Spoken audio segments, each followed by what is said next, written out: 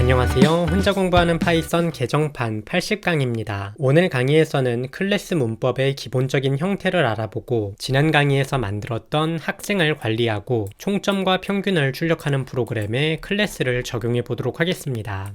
일단 클래스라는 것은 이전에 언급했던 것처럼 변수와 함수를 묶어 놓은 것입니다. 기본적으로 함수가 메인이 되고 변수가 따라오는 것이라고 생각을 해주시면 되겠습니다. 이 클래스는 기본적으로 객체를 만들어내기 위한 설계도입니다. 이게 무슨 의미인지 약간 이해하기 힘들 수 있는데요. 우리가 지난 강의에서 살펴보았던 이 코드를 기반으로 설명을 해보도록 하겠습니다.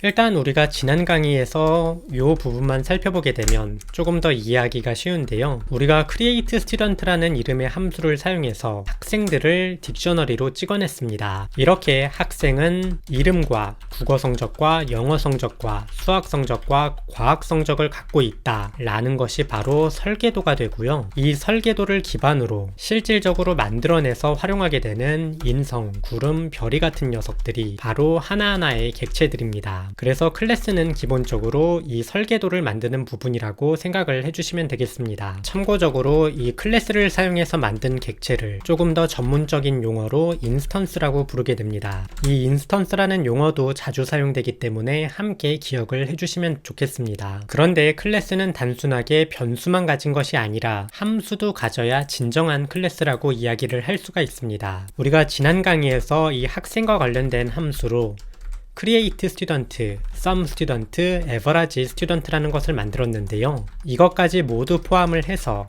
클래스를 만들어 보도록 하겠습니다. 일단 클래스를 만들 때는 클래스라는 이름의 키워드를 사용합니다.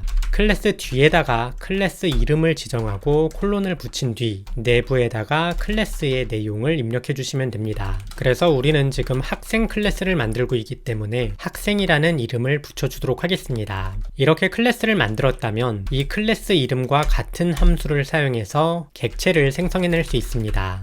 그래서 간단하게 인성이라는 객체를 만들어 보도록 하겠습니다. 이렇게 만들어낸 클래스의 객체, 인스턴스에는 변수를 추가할 수 있습니다. 객체에 변수를 추가할 때는 객체 뒤에다가 점을 붙이고 입력을 합니다. 그래서 인성.점 이름에다가 인성을 넣고 인성.점 국어에다가 국어 성적을 넣고 인성.점 영어에다가 영어 성적을 넣고 인성.점 수학 성적에다가 수학 성적을 넣고 인성.점 과학 성적에다가 과학 성적을 지정할 수 있습니다. 이렇게 변수를 추가했다면 변수를 사용할 수도 있을 텐데요. 변수를 사용할 때도 마찬가지로 인성.점 이름, 인성.점 국어 등을 사용해 주시면 됩니다. 한번 코드를 저장하고 실행해 보도록 할 텐데요. 실행하면 인성.점 이름과 인성.점 국어를 정상적으로 출력하는 모습을 확인할 수 있습니다. 그런데 이렇게 값을 하나하나 입력하는 것은 우리가 이전에 이 값을 딕셔너리로 하나하나 입력했을 때와 큰 차이가 없습니다. 그래서 한번 객체의 모든 변수들을 한꺼번에 초기화할 수 있는 함수를 만들어 보도록 하겠습니다. 클래스가 가지는 함수들은 클래스의 내용 안에다가 입력을 하게 됩니다. 초기화라는 이름의 함수를 만들어 보도록 하겠는데요. 클래스가 가지는 모든 함수는 첫 번째 매개 변수로 self를 받아야 됩니다. 물론 이 이름을 다른 이름으로 지정을 할 수도 있는데요. 모든 파이썬 개발자가 self라는 이름을 사용하기 때문에 self를 활용해 주시는 것이 좋습니다. 이어서 이 뒤에다가 매개 변수를 지정해 주시면 됩니다. 간단하게 이전에 create student와 마찬가지로 이름, 국어, 영어, 수학, 과학이라는 이름의 매개 변수를 전달하게 해보겠습니다. 그리고 이걸 기반으로 객체의 이름과 국어, 영어, 수학, 과학 성적을 지정하게 해볼 텐데요. 아까 인성.점 이름을 했던 것과 마찬가지로 self.점 이름에다가 이름을 넣고 self.점 국어에다가 국어를 넣고 self.점 영어에다가 영어를 넣고 self.점 수학에다가 수학을 넣고 self.점 과학에다가 과학을 넣게 코드를 입력을 해주시면 이 함수를 사용해서 이름과 국어, 영어, 수학, 과학 성적을 한꺼번에 초기화할 수 있을 것입니다. 이 초기화라는 함수를 호출하는 방법은 크게 두 가지인데요. 첫 번째는 학생.점 초기화를 호출을 하고 첫 번째 매개 변수로 이 인성이라는 인스턴스를 넘기고 나머지 매개 변수도 함께 전달하는 방법입니다. 그래서 이렇게 초기화를 하게 되면 인성.점 이름과 인성.국어를 출력을 했을 때 인성과 국어 성적을 출력하게 됩니다. 그래서 코드를 실행해보면 지금 화면과 같이 이름과 국어 성적을 출력하는 것을 볼 수 있습니다. 이 함수를 호출하는 두 번째 방법은 인성 뒤에다가 바로 점을 찍는 것입니다. 점을 찍게 되면 초기화라는 함수를 사용할 수 있는데요. 이렇게 인성점을 입력하게 되면 첫 번째 매개 변수로 자동적으로 이 인성이라는 것을 전달하게 됩니다.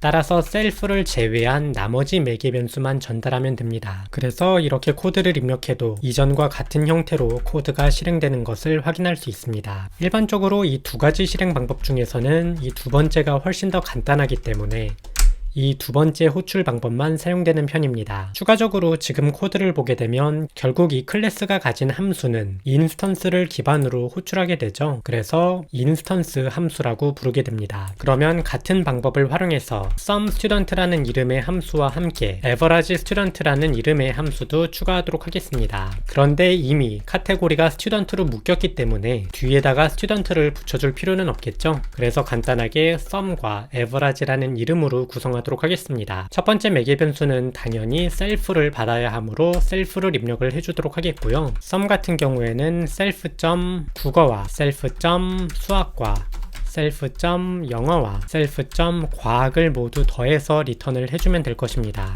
마찬가지로 average 같은 경우는 self.sum을 호출한 다음에 나누기 4를 해주면 될 것입니다. 이렇게 코드를 작성했다면 마찬가지로 인성.sum과 인성.average를 사용해서 총합과 평균을 구할 수 있습니다. 그래서 지금까지 설명한 방법으로 클래스를 만들고 내부의 함수와 변수를 추가할 수 있습니다. 파이썬 개발자들은 이 클래스를 조금 더 편안하게 사용할 수 있게 언더바 2개로 시작해서 끝나는 여러가지 함수를 준비해 놨는데요. 우리가 이전에 객체를 생성할 때 학생 괄호 열고 닫고라는 이름의 함수를 사용했습니다. 이 클래스 이름과 같은 함수를 우리가 기본적으로 생성자라고 부르게 되는데 이 생성자는 언더바 init 언더바를 사용해서 만들 수 있습니다. 그래서 이 언더바 init 언더바를 사용하게 되면 초기화라는 함수를 따로 호출할 필요 없이 객체를 처음 만들 때 매개 변수에 이름과 성적들을 지정해서 객체를 생성할 수 있습니다. 그러면 지금까지 작성했던 클래스를 활용해서 지난 강의에서 아래쪽에 작성했던 실행 흐름 부분을 변경해 보도록 하겠습니다. 일단 create student라는 이름의 코드는 학생으로 변경을 해주면 되겠고요. 총점을 구하는 부분은 학생.sum을 호출하면 될 것이고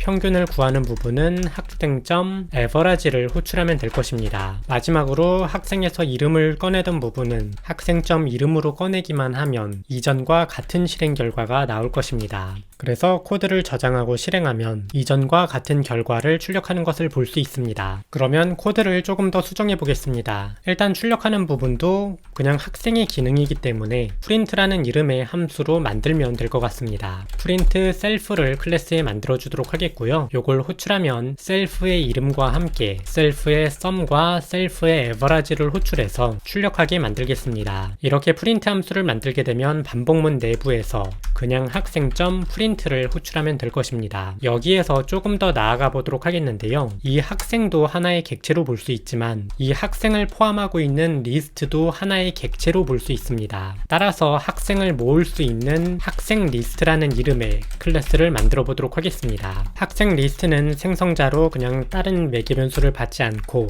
셀프만 받도록 하겠고요. 호출하면 셀프의 student라는 이름의 변수에다가 리스트를 넣도록 하겠습니다. 이어서 add라는 이름의 함수를 만들고 학생 하나를 매개 변수로 받은 뒤에 self.student에다가 append 하게 만들어 보도록 하겠습니다. 추가적으로 print라는 이름의 함수도 만들어 보도록 하겠고요. print 함수를 호출하면 이전에 만들었던 이름 총점 평균을 표처럼 출력하는 코드에다가 리스트를 돌려서 내부의 학생을 출력하는 코드까지 쭉 작성을 해보도록 하겠습니다. 그래서 지금 화면과 같이 코드를 구성하게 되면 학생 리스트도 하나의 클래스로 구성할 수 있습니다. 이렇게 코드를 변경을 했다면 학생 리스트를 학생 리스트라는 이름의 클래스로 만들 수 있을 것이고요. student.add를 사용해서 학생들을 쭉 추가한 뒤에 student.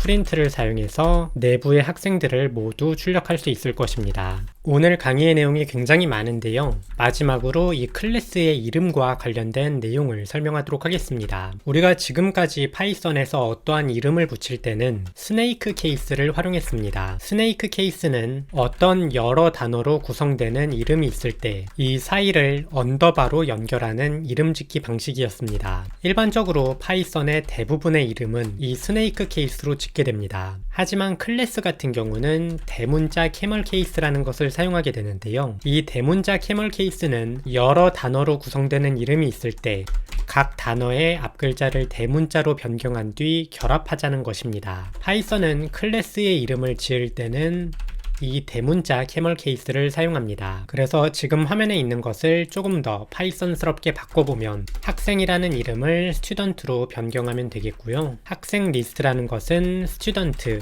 리스트라고 이름을 붙이는데 각 앞단어를 대문자로 바꾸고 결합해서 지금 화면과 같이 이름을 붙여주면 조금 더 파이썬스러운 코드가 됩니다. 한 단어로 구성되는 경우도 대문자 캐멀 케이스는 앞단어를 대문자로 붙이기 때문에 파이썬에서 어떠한 이름을 보았을 때 대문자로 시작한다면 그것은 무조건 클래스입니다. 이는 클래스라는 것을 조금 더 확실하게 구분하기 위해서 만든 규칙이라고 생각을 해주시면 되겠습니다. 사실 이 클래스와 관련된 문법을 처음 배우게 되면 그래서 문법은 알겠는데 왜 코드를 이렇게 작성해야 되는지 전혀 모르겠다. 그리고 뭘 클래스로 만들어야 될지도 모르겠고 뭘 클래스의 변수와 함수로 만들어야 되는지도 모르겠다. 아니 너는 왜 스튜던트 리스트조차 클래스로 만들고 있냐? 이건 왜 이런 선택을 한 거냐? 잘 모르겠다. 라고 생각이 들어서 클래스를 어렵게 느끼시는 분들이 굉장히 많습니다. 이게 굉장히 맞는 말인데요. 이렇게 작은 규모의 프로그램, 뭐 1000줄, 2000줄이 넘어가지 않는 프로그램인 이상 클래스를 여러분이 직접 만들어서 활용할 필요는 없습니다. 그래서 초급 단계에서는 이 클래스의 쓸모 자체를 느끼기 힘들다. 요게 맞는 말입니다. 이 클래스는 일단 어떠한 문법으로 구성이 되는지만 기억을 해주시면 되겠고요. 여러분이 이 책을 끝내고 웹 개발이라든지 인공지능 개발 등으로 넘어가시게 되면 그곳에서 클래스를 사용하게 될 겁니다. 거기에서 클래스를 활용해서 여러 프로그램을 만드시다 보면 이 클래스를 어디에 사용하는지 그때부터 조금 감을 잡을 수 있게 됩니다. 그래서 일단은 이걸 어디다 써야 되는지 모르겠다로 너무 낙담하지 마시고요. 문법만 기억을 해주시면 좋겠습니다. 그래도 클래스 기본과 관련된 마지막 정리로 이걸 왜 쓰는지 간단하게 설명을 해보도록 할 텐데요. 첫 번째는 클래스와 관련된 변수와 함수가 스튜던트라는 이름의 클래스로 묶였습니다. 따라서 이 학생과 관련된 변경이 있을 때 이 부분만 확인하면 될 것입니다. 프로그램의 규모가 크면 클수록 코드가 분산되기 쉬운데요. 이렇게 분산된 코드를 응집시켜서 코드의 변경이라든지 유지보수를 조금 더 편안하게 할 수 있습니다. 두 번째는 캡슐러라고 부르는 기능 때문인데요. 클래스가 가진 변수 앞에다가 언더바 2개를 붙이게 되면 이 변수는 클래스 외부에서 접근할 수가 없게 됩니다. 지금 화면과 같이 스튜던트 리스트가 갖고 있는 스튜던트에 언더바 2개를 붙이게 되면 클래스 외부에서 접근을 할 수 있는 것처럼 보이지만 실제로 코드를 실행했을 때 접근할 수 없는 모습을 볼 수 있습니다. 이렇게 클래스가 가진 변수를 외부로부터 숨기게 되면 다양한 장점이 발생하게 되는데요.